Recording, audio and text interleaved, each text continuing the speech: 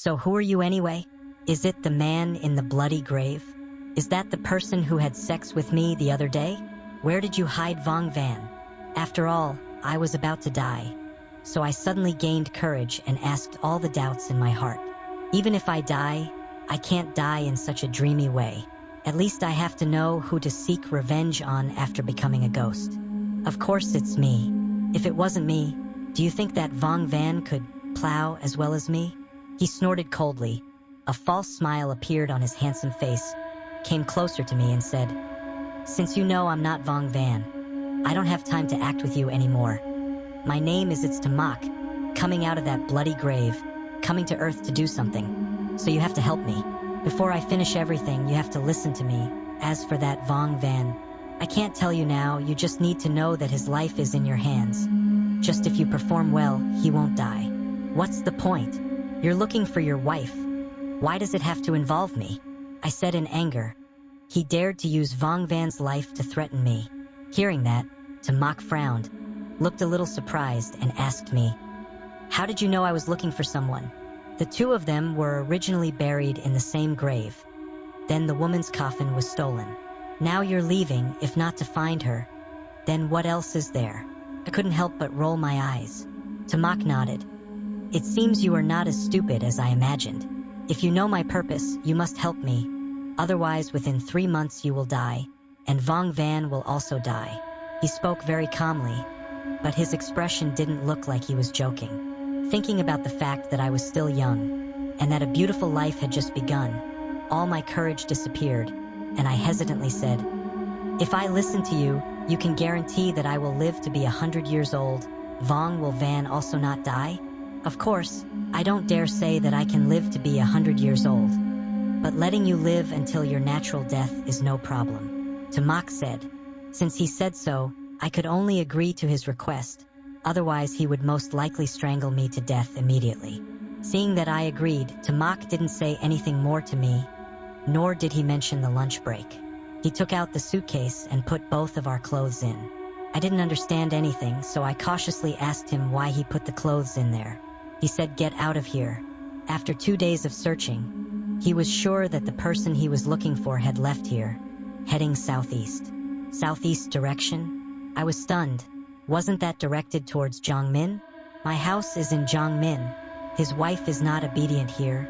Why come to Jiangmin? Without waiting for me to figure it out, Tamak finished arranging his things, transformed into Vong Van's appearance to greet Vong Van's parents, and then quickly pulled me away. We bought tickets straight to Jiangmin. On the way, Tamak and I became a little more familiar, so I asked him, "How do you know your wife has already arrived at Jiangmin? Did you find your wife after going to Jiangmin? If the two of you are reunited, will we all go our separate ways after that?" Before I could finish speaking, Tamak's face showed boredom. He directly interrupted me.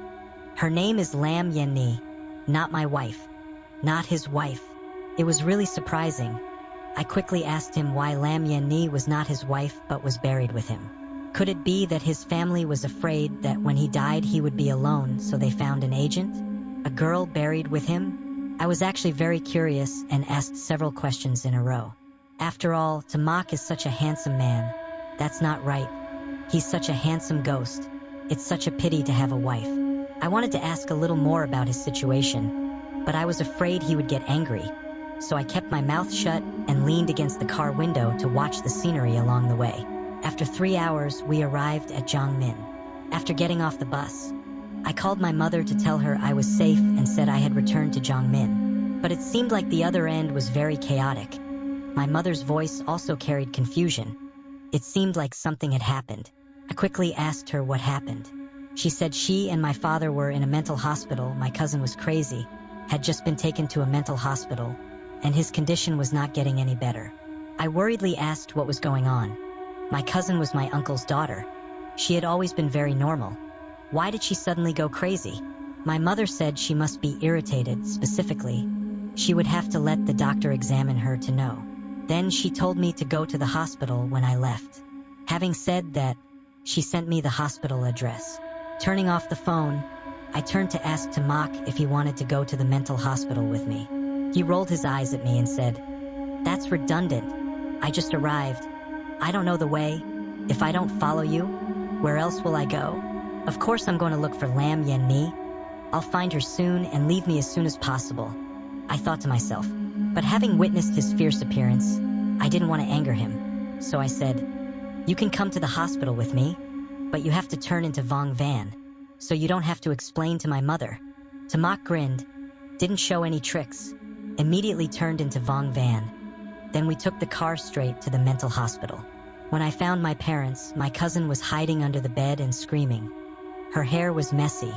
Her face was indescribably pale, as if she had seen something terrible. My aunt cried all her tears, and there were blood stains on her clothes as if they had been grabbed by bloody fingers. As soon as she saw us coming, my mother's expression softened slightly, telling me to come quickly and see. I've been close to my cousin since I was little, and I don't know if I can call her out. I nodded and walked closer to the bed, gently calling her name. After hearing my call, she suddenly raised her head. Her panicked eyes widened, looking at me like a wild animal, her mind no longer alert. Unable to prepare, I was startled. What was even more terrifying were her hands. All 10 fingers were bare and bloody, without a single nail remaining. It seemed like the blood on her body was from being stabbed by a child. Baby grabbed it. Careful! While I was still panicking, Tamak suddenly shouted again. Immediately after that, I saw 2 shadows rushing towards me. I was pulled by Tamak and rolled to the ground. My cousin went crazy, opened his mouth and bit hard on Tamak's shoulder. Black blood quickly flowed out there. As for her cousin, after biting Tamak, she screamed miserably, as if she was the one who was bitten, quickly let go of Tamak and retreated under the bed. Are you okay? Seeing the blood on Tamak's shoulder, I somehow felt very nervous, afraid that something bad would happen if he was bitten like that. No problem, Tamak replied. He lifted me off the ground, then stood in front of me. Her condition is very strange right now. Don't come close to her.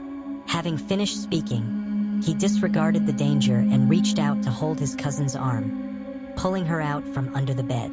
At the same time, I saw Tamak's lips move slightly, seemingly muttering something, but there was no sound.